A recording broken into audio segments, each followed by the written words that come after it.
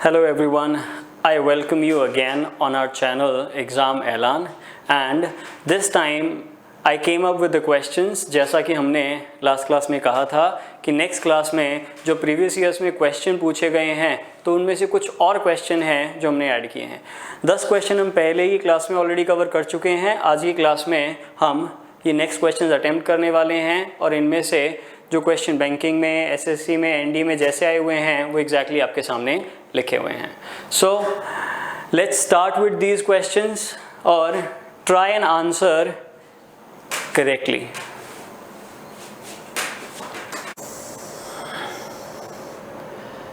ये रहा question and I think it is quite visible now. Nothing can be built in this area since its soil is saline and contains minerals that would eat into any concrete structure that coming into contact with this soil. Lengthy sentence है। Banking में generally sentences लेंदी ही होते हैं, SSC में average sentence ऐसा नहीं होता है, लेकिन ये जो सेंटेंस है ये बैंकिंग का एवरेज सेंटेंस है। बैंकिंग में ऐसे सेंटेंस देखे ही जाते हैं, तो आपको ये देखना है कि इसके कौन से पार्ट में एरर है। जैसा कि मैंने पहले बताया है, बैंकिंग के लिए, एसएससी के लिए इंग्लिश अलग नहीं है, लेकिन जो डिफ़िकल्टी का लेवल है वो वेरी करता है।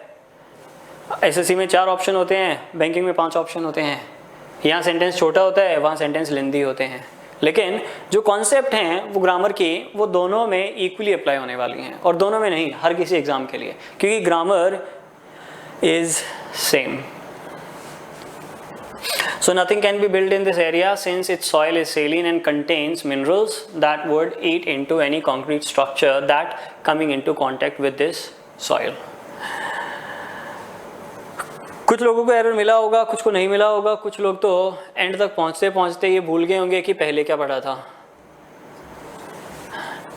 बट जो एग्ज़ाम में आता है वही यहाँ पे लिखा हुआ है और वही हम कवर करने वाले हैं। आसान मैं आपको पढ़ा दूँ और एग्ज़ाम में आपके नंबर ना आए तो कोई फ़ायदा नहीं होने वाला है।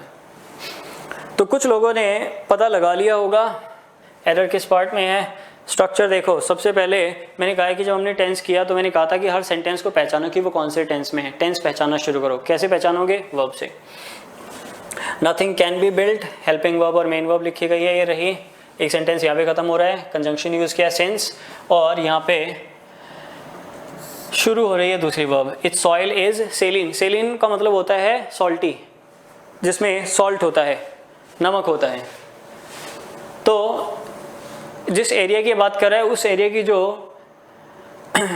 लैंड है वो सेलिन है, उसमें सॉल्ट ज़्यादा है। अब उसमें सॉल्ट ज़्यादा होगा तो ऑब्वियसली हमें पता है कि कोरोजन वगैरह जल्दी होने वाला है और बिल्डिंग को मेंटेनेंस जल्दी मांगने वाली है और स्ट्रक्चर लॉन्ग लाइफ तक नहीं चलने वाला है। So can be built is saline, ये रही वर्ब, एंड कंटेन्स एक ये वर्ब है। सॉइल इज सेलिन, ये हेल्पिंग वर्ब नहीं है, ये मेन वर्ब है। ये देखो, ये हमने कंजंक्शन यूज़ किया है, दूसरी वर्ब आने वाली है। ये रही वर्ब की 5th फॉर्म, प्रेजेंट इंडेफिनिट। ये वर्ब की 1st फॉर्म है, ये भी प्रेजेंट इंडेफिनिट है।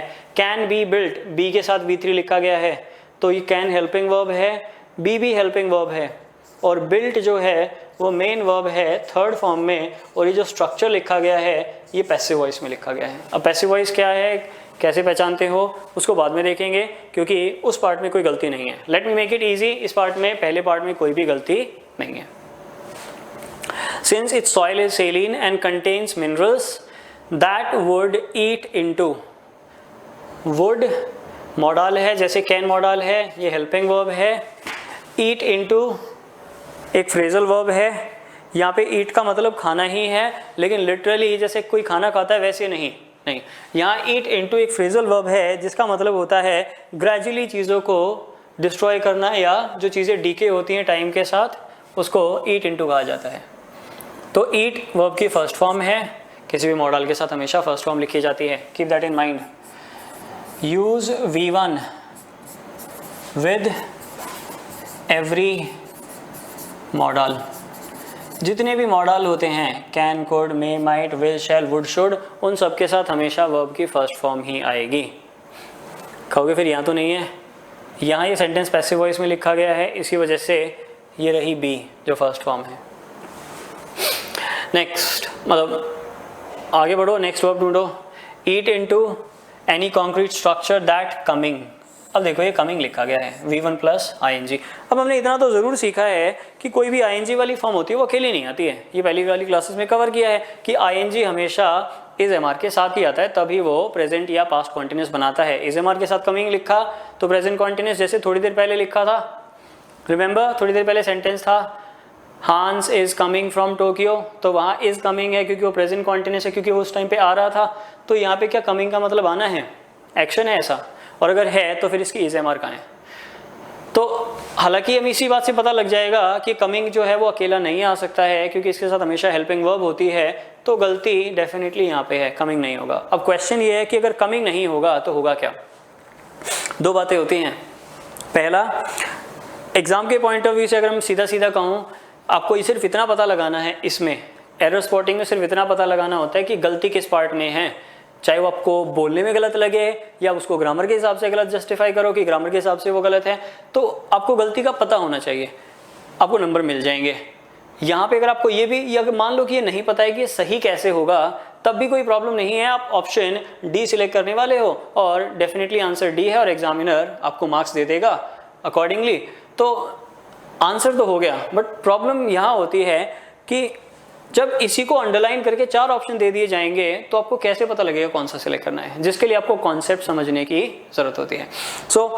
बहुत बार हमें सिर्फ एरर का पता होना या पता लगाना ही काफ़ी होता है एग्जाम में नंबर लेने के लिए, लेकिन जो टॉप स्कोर करते हैं, जिनके नंबर सबसे ज़्यादा आते हैं, जिनकी एक्यूरेसी हाई होती है, वो सिर्फ इस बात पे फोकस नहीं करते हैं कि एरर क्या है, वो इस बात पे भी फोकस करते हैं कि इसको सही कैसे करना है, ये गलत है तो ये गलत क्यों है, क्यों गलत है। जब तक आपको ये नहीं पता कि वो गलत क्यों है, तब तक आप 100% एक्यूरेसी के साथ आंसर नहीं कर पाओगे, आप श्योर नहीं होगे कि ये सही है या नहीं है। हमेशा क्यों के पीछे भागो, पता लगाओ कि वो गलत है तो गलत क्यों है, और उसको अगर चेंज करके कोई दूसरा ऑप्शन सिलेक्ट किया तो दूसरा ऑप्शन सिलेक्ट क्यों किया। इस क्यों का जवाब जब आपको पता लग जाएगा तो आप डेफिनेटली एक्यूरेसी को बढ़ा पाओगे, इनडायरेक्टली सीधी सीधी आपकी एक्यूरेसी बढ़ने वाली है। तो कमिंग नहीं आएगा, यहाँ पे क्या आने वाला है, यहाँ पे कमिंग की जगह आपको लिखना पड़ेगा कम्स। कम्स क्यों लिखोगे वो समझना। यहाँ पे जो हम रेफर करना चाह रहे हैं या जो मीनिंग कन्वे करना चाह रहे हैं वो कुछ ऐसे है, कह रहा है कि इस एरिया में कुछ भी बनाया नहीं जा सकता है, सिंस, क्यों, रीजन बता रहे हैं सिंस, क्योंकि इसकी जो सॉइल है, उसकी जो मिट्टी है वो सेलिन है, इसमें सॉल्ट बहुत ज़्यादा है, एंड कंटेन्स मिनरल्स, मिट्टी में सॉइल बहुत ज़्यादा है, मतलब सॉल्ट बहुत ज़्यादा है मिट्टी में, और उसमें कंटेन है, क्या कंटेन है, मिनरल्स। अब वो क्या करेंगे, वो मिनरल्स और सॉल्ट होना ईट इनटू एनी कॉन्क्रीट स्ट्रक्चर, वो किसी भी कॉन्क्रीट स्ट्रक्चर को ग्रेजुअली डीके करेंगे, उसे गलाएंगे, उसे सड़ाएंगे जो उसके कांटेक्ट में आता है। जो उसके कांटेक्ट में आता है मतलब क्या, स्ट्रक्चर। दैट एक प्रोनाउन है, जैसे ये दैट एक प्रोनाउन था जो मिनरल्स को रेफर कर रहा था, ऐसे ये दैट एक प्रोनाउन है जो कॉन्क्रीट स्ट्रक्चर को रेफर कर रहा है। ये प्रोनाउन में हम सीखने वाले हैं कि प्रोनाउन कैसे है और क्या फंक्शन करता है। तो ये कह रहा है कि इस एरिया में कुछ भी नहीं बनाया जा सकता क्योंकि इसकी जो मिट्टी है उसमें सॉल्ट बहुत ज़्यादा है और उसमें जो मिनरल हैं वो किसी भी कॉन्क्रीट स्ट्रक्चर को डिस्ट्रॉय कर देंगे ग्रेजुअली जो उसके कांटेक्ट में आए। अब जो भी इसके कांटेक्ट में आए, तो यहाँ पे कांटेक्ट में आना कॉन्टिन्यूअस टेंस ऐसा तो है नहीं कि हांस इज कमिंग फ्रॉम टोक्यो, तो वो चल के या ड्राइव करके या जिस भी तरीके से, लेकिन वो एक्शन शुरू हो रहा है एक टाइम पे, उसने यहाँ से चलना शुरू किया टोक्यो और अब वो यहाँ पे आ रहा है यूएस में। फास्ट एंड फ्यूरियस यूएस में बनी है तो यूएस में ही जाएगा, वो इंडिया में क्यों आएगा। तो वो यूएस में आ रहा है, तो वो आना जो एक्शन है वो शुरू और खत्म हो रहा है एक पॉइंट पे। यहाँ पे क्या बिल्डिंग कहीं से चल के आ रही है, चल के तो नहीं आ रही है। तो हम यहाँ पे एक्चुअल में जो कन्वे करना चाह रहे हैं वो ये कहना चाह रहे हैं जो भी उसके कांटेक्ट में होगा, जो भी कांटेक्ट में आएगा, जो भी कांटेक्ट में आने का मतलब ये है जैसे अभी चल रहा है, अब अगर आप किसी ऐसे पर्सन के कांटेक्ट में आते हो, टच में आते हो जो ऑलरेडी कोरोना पॉजिटिव है, तो देयर आर हाई चांसेस कि आप भी इन्फेक्ट होने वाले हो। तो वहाँ पे कांटेक्ट में आने का मतलब ऐसा तो नहीं है कि वो चल के कहीं से आ रहा है या कुछ कर रहा है, एक्शन परफॉर्म कर रहा है, वहाँ पे कांटेक्ट में आने का मतलब है साथ में होना। तो जब ये कंटेन का मतलब है तो यहाँ पे लिखना पड़ेगा आपको कम्स। समझ में आया है? थोड़ा सा लेंथी सेंटेंस है, लेकिन ऐसे सेंटेंसेस पे आपको फोकस करना है। चीज़ें मुश्किल नहीं है बट थोड़ी सी लेंथी है। एसएससी वालों के लिए नहीं कहूँगा इतना लेंथी सेंटेंस आता है, लेकिन अगर आप इतना लेंथी सेंटेंस भी समझ पाते हो तो आप डेफिनेटली अपने एग्जाम में तो बहुत कम टाइम में बहुत ज़्यादा एक्यूरेसी के साथ चीज़ें सॉल्व कर पाओगे। नेक्स्ट पे आते हैं। Equal opportunities for advancement across the length and breadth of an organization will keep many problems away. Equal opportunities for advancements across the length and breadth of the organization will keep many problems away. देखो सही है या नहीं है, और अगर error है तो किस पार्ट में है। You have 30 seconds. You have 30 seconds now.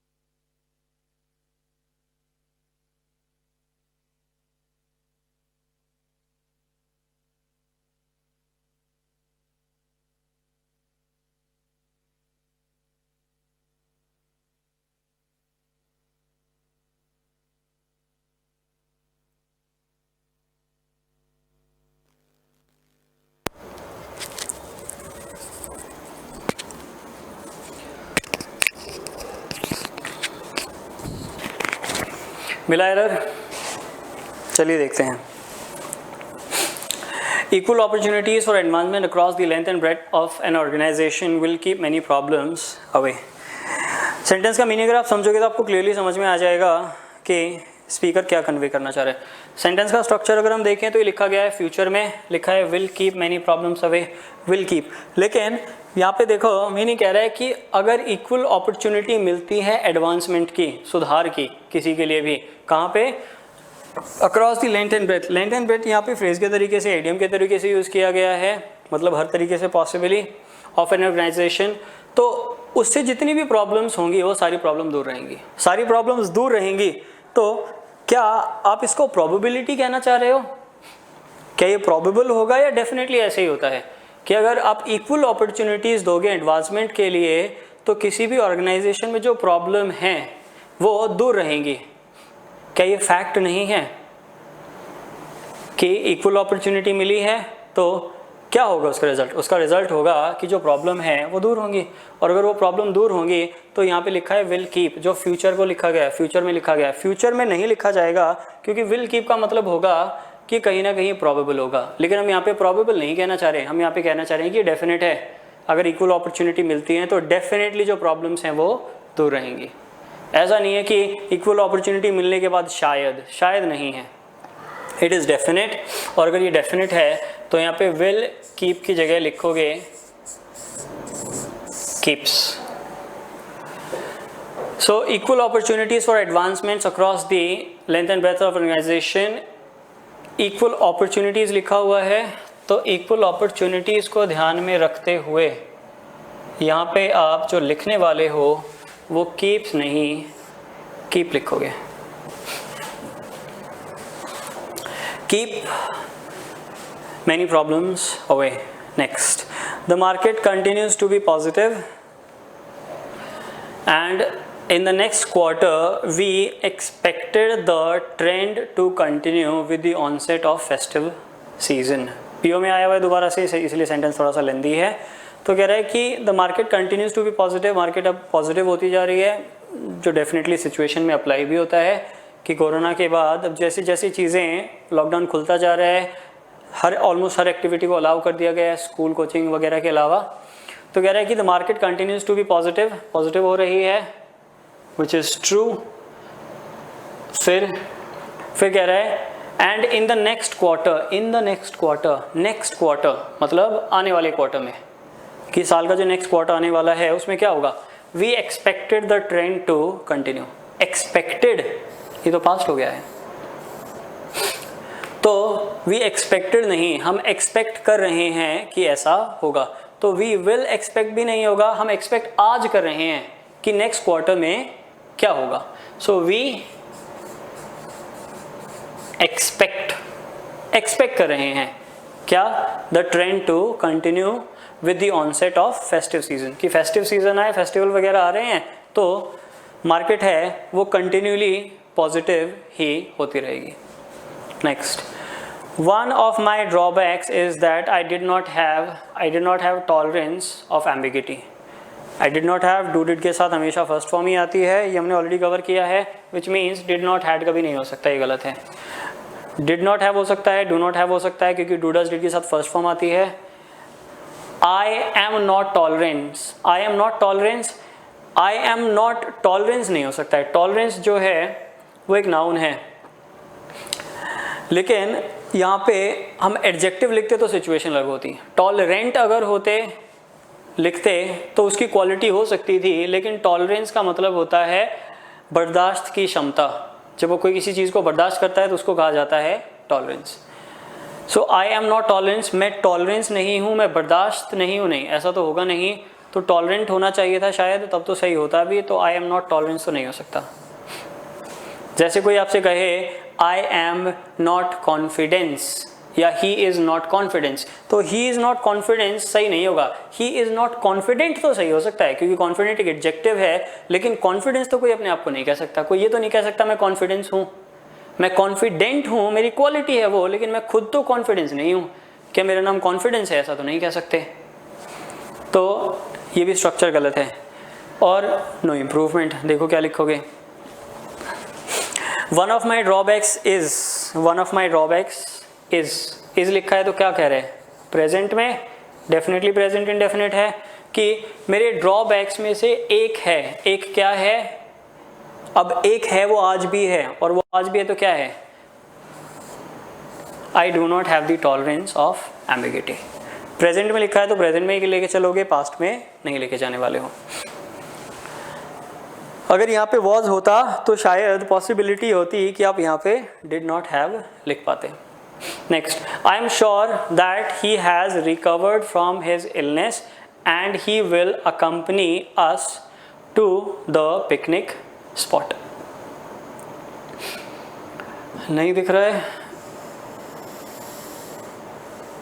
ये लो, या फिर थोड़ा सा माइनस कर देते हैं।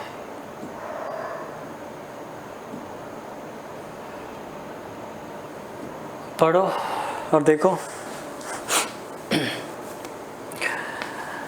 I am sure that he has recovered from his illness and he will accompany us to the picnic spot.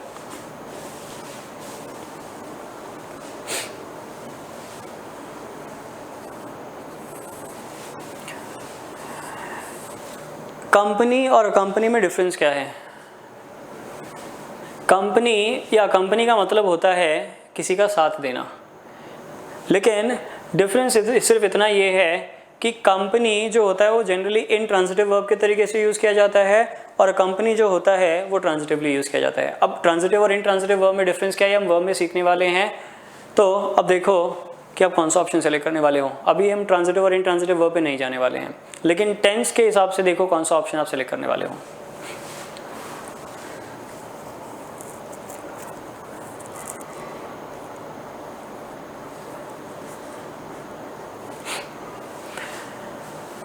I am sure that he has recovered from his illness, I am sure है, ये positive है, और वो company करेगा तो ये भी positive है, और अगर ये भी पॉजिटिव है तो बट नहीं होना चाहिए, क्योंकि ये हमेशा ऑपोजिट चीज़ों के लिए यूज़ किया जाता है। बट होता है लेकिन, और वो इसमें और इसमें, दो सेंटेंसेस में जब ऑपोजिट रिलेशन होता है तब यूज़ किया जाता है। लेकिन यहाँ पे तो ऑपोजिट नहीं, पॉजिटिव रिलेशन है, कह रहा है कि श्योर है कि वो रिकवर हो गया है और वो हमें हमारे साथ पिकनिक स्पॉट पे चलेगा। अगर नहीं चलता तो डेफिनेटली ये आंसर सही होता है, लेकिन वो चलने वाला है तो ये नहीं होगा। एंड ही विल कंपनी के साथ अस नहीं लिखा जाएगा।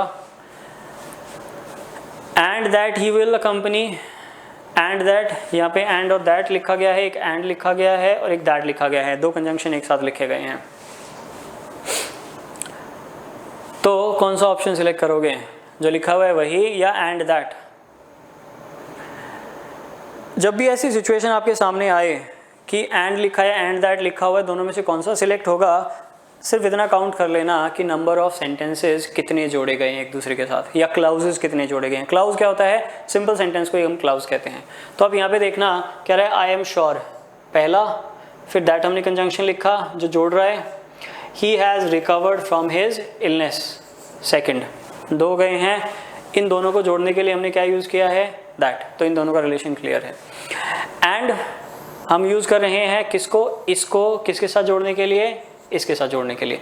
अब दो सेंटेंसेस को, दो क्लाउजेस को जोड़ने के लिए हमें सिर्फ एक ही वर्ड चाहिए होता है, दो नहीं। तो हमेशा जब भी तीन क्लाउजेस या तीन सिंपल सेंटेंसेस जोड़े जाते हैं तो वहाँ पे दो कंजंक्शन होते हैं या दो कनेक्टर होते हैं, ऐसा कह लो। तो यहाँ पे ये एंड इसको और इससे रिलेट करेगा, कनेक्ट करेगा, दैट मीन्स आप एंड दैट यहाँ पे यूज़ नहीं कर पाओगे। और वो प्रेजेंट इंडेफिनिट में, और उस प्रेजेंट इंडेफिनिट को हमने प्रेजेंट इंडेफिनिट, देखो जब स्टार्टिंग प्रेजेंट इंडेफिनिट से होती है तो उसके साथ हम जो दूसरा स्ट्रक्चर लिखना चाहें तो प्रेजेंट परफेक्ट भी हो सकता है और फिर हो सकता है कि उसके बाद फ्यूचर भी लिखा जाए। लेकिन जब ये चीज़ें अगर यहाँ पे वॉज श्योर होता तो हैज़ रिकवर्ड नहीं लिख सकते हो, प्रेजेंट नहीं होगा, पास्ट ही होगा। लेकिन यहाँ पे प्रेजेंट परफेक्ट बिल्कुल सही है, और फिर यहाँ पे भी विल नहीं होगा, यहाँ पे वुड होने वाला है। ये जब हम पास्ट कवर करेंगे तब डिस्कस करेंगे। नेक्स्ट पे आते हैं। I doubt that this is acceptable at all। LDC clerk का क्वेश्चन है। I doubt that this is acceptable at all। Doubt लिखा है, फर्स्ट फॉर्म है, प्रेजेंट इंडेफिनिट है। This is acceptable, ये भी प्रेजेंट इंडेफिनिट है। क्या कोई गलती है? टेंस के हिसाब से इसमें कोई गलती नहीं है, लेकिन इसकी जो गलती है वो गलती अलग है। अब वो गलती क्या है पता लगाओ। तो ये नो एरर तो है नहीं, या तो फर्स्ट में या सेकंड में या थर्ड में एरर है, और जो एरर है वो ये है। जब भी आप डाउटफुल होते हो, अनसर्टन होते हो, आपको पक्का नहीं पता हो, जब भी आपको ये कहना होता है कि मैं डाउटफुल हूँ, मैं श्योर नहीं हूँ, मैं अनसर्टन हूँ, या एम्बिग्विश हो, अनक्लियर हो, जब भी ऐसी सिचुएशन यूज़ की जाए उस टाइम पे आपको यहाँ पे दैट नहीं यूज़ करना होता है, आपको यहाँ पे वेदर यूज़ करना होता है। WHETHER, whether. WEATHER वाला वेदर नहीं, मौसम वाला वेदर नहीं, प्रोबेबिलिटी वाला वेदर। तो वेदर तभी यूज़ किया जाता है जब यहाँ पे doubtful, unsure, uncertain, not clear, ambiguous होता है। तो टेंस तो सही है, लेकिन कंजंक्शन जो यूज़ किया गया वो सही नहीं है। Next, the proposal was full of if and but. ये जब भी यूज़ किया जाता है ये इफ़ एंड बट नहीं होता है, it's always ifs and buts. Ifs and buts कब यूज़ किया जाता है? इफ्स एंड बट्स यूज़ किया जाता है जब आपको कहना होता है अगर ऐसा हुआ, लेकिन ऐसा हुआ। जब भी कोई कुछ प्लान बनाता है और कुछ लोग होते हैं कि नहीं अगर ऐसा हो गया, लेकिन ऐसा हो गया तो ये वही मीनिंग कन्वे करता है, if and but. So the proposal was full of ifs and buts that I seriously doubted whether. देखो ये रहा, आई सीरियसली डाउटेड, और यहाँ पे क्या लिखा है? वेदर। तो उससे क्लियर हो जाता है कि यहाँ पे दैट नहीं, वेदर ही आने वाला है। So the proposal was full of ifs and buts. Ifs and buts, क्योंकि एंड सिमिलर चीज़ों को जोड़ेगा। अगर ये नहीं भी पता होता तो सिंपल इससे देखो, एंड जो होता है वो सिमिलर चीज़ों को जोड़ता है, सिमिलर चीज़ों को जोड़ेगा। तो यहाँ पे इफ्स लिखा गया है तो यहाँ पे बट नहीं हो सकता, क्योंकि अगर इस पे एस लगाया है तो इस पे भी एस होना चाहिए। इफ्स एंड बट्स, एस तो लगा हुआ है, लेकिन ये वो वाला बट नहीं है। This is actually, you already know, ifs and buts, the answer is this one. Next, the government plans to launch a new health care system. देखो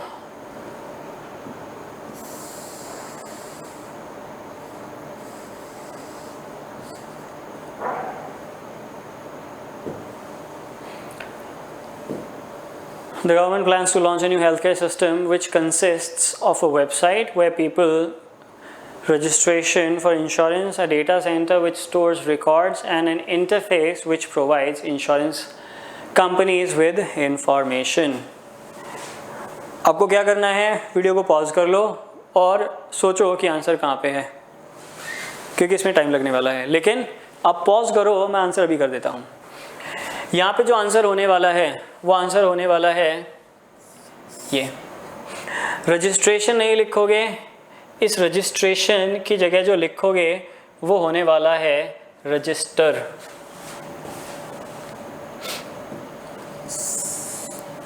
ये जो वर्ड लिखा है यहाँ पे रजिस्ट्रेशन, ये वर्ड ही सही नहीं है।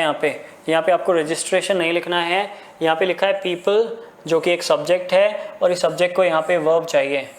तो पीपल क्या करेंगे, रजिस्टर।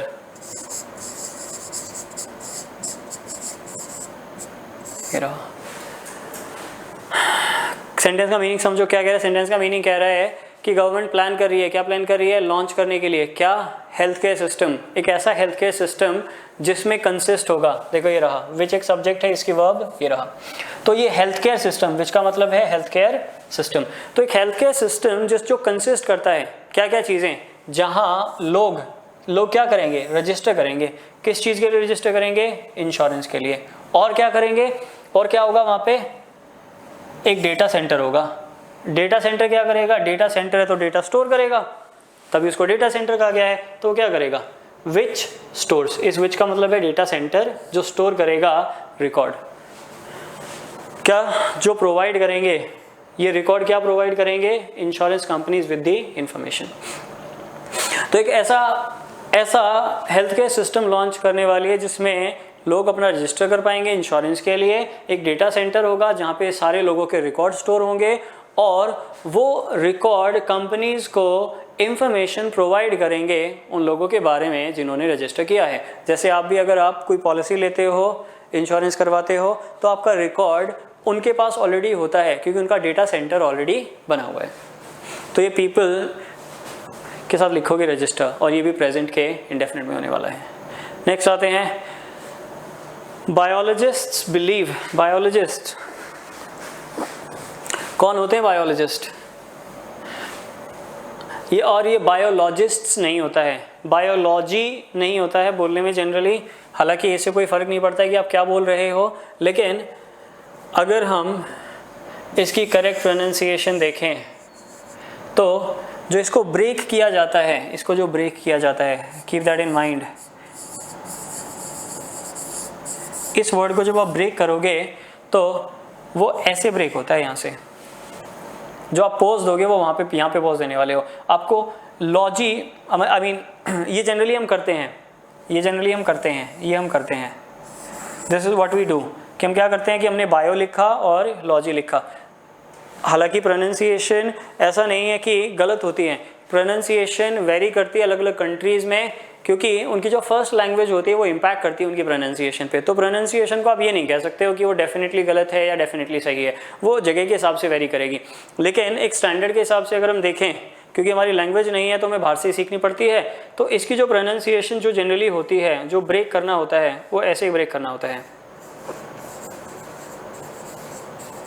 बायोलॉजी। बायोलॉजी, हालांकि वर्ड ये बायो से ही बना है, इसलिए ज़्यादातर लोग इसको ब्रेक यहीं से करते हैं, बायोलॉजी। कहने का तरीका है इंडिया में ऐसे ही फॉलो किया जाता है, या काफ़ी लोग हैं जो ऐसे ही फॉलो करते हैं। लेकिन अगर आप फॉरेन कंट्रीज़ की बात करोगे जिनकी लैंग्वेज फर्स्ट लैंग्वेज है इंग्लिश, तो वो इसको बायोलॉजी नहीं कहते हैं, वो इसको बायोलॉजी कहते हैं, बायोलॉजी।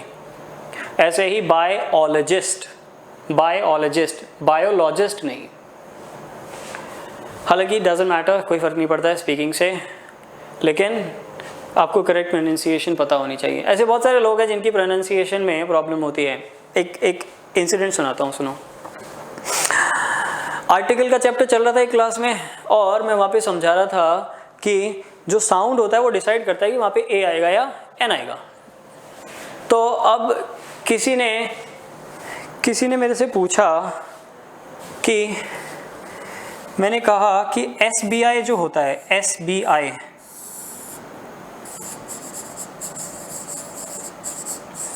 लिखा हुआ है SBI एम्प्लॉय। अब हम कहना है कि एक SBI एम्प्लॉय है, तो अब उसके लिए आप A लिखोगे या N लिखोगे? A SBI एम्प्लॉय होगा या N SBI एम्प्लॉय होगा? तो ये जो वर्ड है, ये जो लेटर है, इसका साउंड क्या है वो डिसाइड करेगा कि यहाँ पे A लिखोगे N लिखोगे। अगर हमने SBI लिखा है तो SBI में ए साउंड है तो आपको लिखना पड़ेगा N SBI। लेकिन फिर अगर मैं कहूँ A या N से भी एम्प्लॉय, अगर मैंने SBI की जगह से भी लिख दिया तो से भी एम्प्लॉय, तो अब क्या करोगे? अब क्योंकि ये S है और इसमें ए का साउंड पहले आता है, लेकिन ये से है, ये से भी है, ये स भी आई नहीं है और ये ऐसे भी नहीं है, तो यहाँ पे क्या यूज़ करोगे? क्लियर है? समझ में आया होगा? ज़्यादातर को ये समझ में आ जाता है कि हाँ सही है। He raised his hand and said, तो फिर हम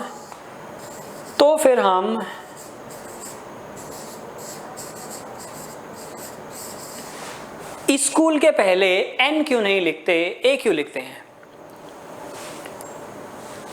That's what he said. I'm not making this up. I'm not making this up. That's what he said exactly.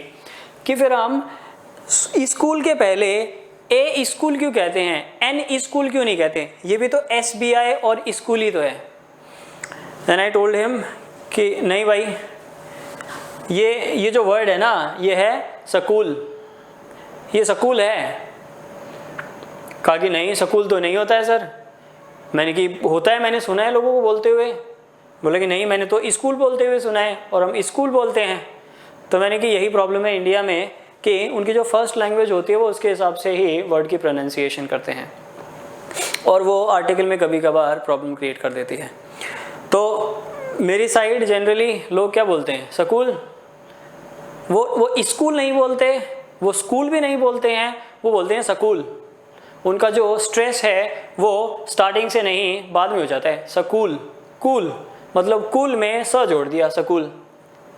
ऐसे ही और बहुत सारे वर्ड हैं जो हमारे यहाँ बोले जाते हैं। स्कूल, पार्क, पार्क नहीं पार्क। ऐसे ही कोई कहता है बिस्किट, नहीं, इट इज़ ऑलवेज बिस्कुट। तो अब जो लोग बिस्कुट ही सुन रहे हैं, स्कूल ही सुन रहे हैं और पार्क ही सुन रहे हैं बचपन से, तो वो वहाँ पे गलती करेंगे ही करेंगे। ये मैं इसको समझाने के लिए कह रहा हूँ सिर्फ। तो सबको पता है, और अगर नहीं पता है तो अब पता लग जाएगा कि स्कूल नहीं होता है, स्कूल होता है, इसीलिए अ स्कूल लिखा जाता है, ना कि एन ई स्कूल। स्कूल होता ही नहीं है। खैर छोड़ो, आगे बढ़ते हैं, क्लास लेंदी हो जाएगी नहीं तो। सो बायोलॉजिस्ट्स नहीं, बायोलॉजिस्ट्स क्या बिलीव करते हैं? That increased human activity means an accelerated rate of change in habitat for all creatures of the world. देखो क्या होगा।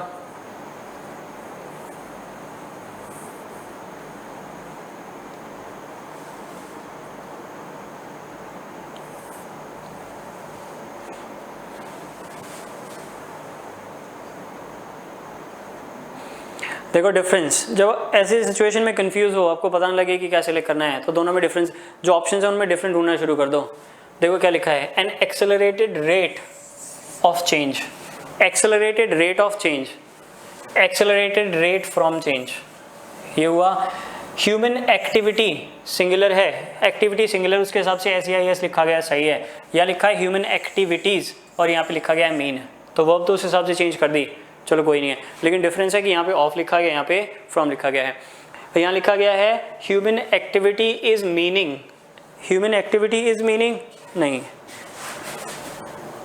ये तो स्ट्रक्चर ही अनग्रामेटिकल है, ये लिखा ही नहीं जा सकता है। कि ह्यूमन एक्टिविटी का मतलब क्या होगा? इंक्रीज्ड ह्यूमन एक्टिविटी का बायोलॉजिस्ट ये मानते हैं, ये बिलीव करते हैं कि जो इंक्रीज्ड ह्यूमन एक्टिविटी है, इंक्रीज्ड ह्यूमन एक्टिविटी मतलब ह्यूमन जो है वो हर चीज़ में इंटरफेयर करता जा रहा है, नेचर के साथ हर चीज़ में, क्योंकि हम इतने, हमारी पॉपुलेशन इतनी ज़्यादा हो गई है, तो वो उसी चीज़ को रेफर कर रहे हैं कि वो बिलीव करते हैं कि जो इंक्रीज्ड ह्यूमन एक्टिविटी है उसका मतलब क्या होने वाला है? उसका मतलब होने वाला है accelerated rate of change in habitat for all creatures of the world. Obviously हम ऑक्यूपाई कर रहे हैं इस अर्थ को और हम जंगल काट रहे हैं, तो जो other creatures of the world हैं या all the creatures of the world है, उनके लिए जगह कम रहने वाली है। वी ऑलरेडी नो दैट कि जंगल कम होते जा रहे हैं, समुंदर को हम, सीज को हम पोल्यूटेड करते जा रहे हैं, तो उनका जो हैबिटेट है, हैबिटेट मतलब जहाँ पे वो रहते हैं, उसमें फ़र्क पड़ने वाला है। सो एक्सेलरेटेड रेट ऑफ चेंज होगा, एक्सेलरेटेड रेट फ्रॉम चेंज होगा। फ्रॉम नहीं होगा, यहाँ पे भी हम प्रेपोजिशन में सीखने वाले हैं कि फ्रॉम क्यों नहीं होगा। The answer is accelerated rate of change in habitat for all creatures of the world. Next, the female ostrich guards the nest at night and the male guard it in the day. I don't know कि ये fact है या नहीं, exam में आया वो देख लेते हैं। फीमेल ऑस्ट्रिच जो होती है वो गार्ड करती है। फीमेल ऑस्ट्रिच सिंगुलर है तो वो अब सिंगुलर आएगी, SEIS वाली लिखी है। नेस्ट को, घोंसले को अपने को कब? रात में। और जो मेल वो कब गार्ड करता है? जैसे फीमेल सिंगुलर है वैसे मेल भी सिंगुलर है, तो गार्ड तो होगा नहीं। जैसे यहाँ SEIS लिखा है, यहाँ भी SEIS होना चाहिए। तो अगर यहाँ SEIS होना चाहिए तो सिर्फ एक ही आंसर है, वो है ये। गार्डिंग होगा नहीं क्योंकि ASMR के बिना आता ही नहीं है, वॉजवर के बिना आता नहीं है। ASMR वॉजवर यहाँ पे है नहीं, गलत हो गया। गार्ड आएगा नहीं क्योंकि वो सिंगुलर है। Next and the last one, he sing always. He sing always, he singular है और अगर सिंगुलर है तो उसके साथ SEIS वाली फॉर्म आनी चाहिए, ये गलत हो गया। फिर यहाँ पे क्या लिखा है? Always he is singing when he is having a shower. जब भी शावर लेता है तो हमेशा गाना गाता है, हमेशा गाना गाता है। देखो क्या कह रहा है, हमेशा गाता है, मतलब उसकी आदत है, और आदत है तो क्या होना चाहिए? प्रेजेंट का indefinite, which means he always sing. Present indefinite तो है लेकिन SEIS वाली फॉर्म नहीं है, और ये तो होगा ही नहीं। The answer is he always sings. Clear है? कंप्लीट हुआ है? समझ में आया है? तो यहाँ पे हमने कुछ सेंटेंसेस जो लिखे थे वो इजी थे, कुछ मॉडरेट थे और कुछ डिफ़िकल्ट वाले भी थे, क्योंकि एग्ज़ाम में हर टाइप के सेंटेंस देखे जाते हैं, चाहे आप SSC की बात करो या बैंकिंग की बात करो या दूसरे एग्जाम्स की बात करने वाले हो। सो प्रेजेंट इंडेफिनिट आज कंप्लीट हो गया है। नेक्स्ट क्लास में जो हम स्टार्ट करने वाले हैं वो प्रेजेंट कॉन्टिन्यूस स्टार्ट करने वाले हैं, और ऐसे ही प्रेजेंट कॉन्टिन्यूस से रिलेटेड जो कॉन्सेप्ट हैं वो कवर करने वाले हैं, और साथ के साथ जो एग्जाम में क्वेश्चंस आए हैं उन पे बेस उनको भी हम देखने वाले हैं। एंड लाइक आई से always remember, I always say that, ये भी प्रेजेंट इंडेफिनिट है, जैसा मैं हमेशा कहता हूँ। Stay in touch, keep in touch, and see you in the next class. Thank you.